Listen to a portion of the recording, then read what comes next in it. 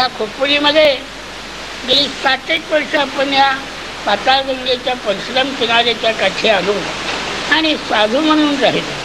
आमच्या नशिबाने आम्हाला त्यावेळेला भूवृंदांचा फार मोठा आश्रय मिळाला.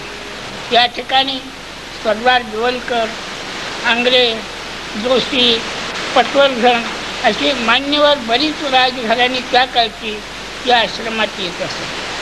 पुढे स्वराज्य आल्यानंतर स्वराज्याची मुलं खूप मोठ्या प्रमाणात त्या आश्रमात येतात, जातात, भोपाळचा परिसर पाहतात, आनंद करतात. आणि म्हणून हा आश्रम असून आता एक तीर्थक्षेत्र आम्ही परशुरामाच्या पाताळगंगेच्या उगमस्थानी निर्माण केलेलं आहे. त्याचा फायदा असामान्य माणसापासून शेवटच्या सर्वसाधारण माणूस, साधारण माणूस, सामान्य माणूस आणि असामान्य माणूस असे 4 पंथीय लोकांना त्याचे फार सुख लागावं अशी आमची मनीषा आहे.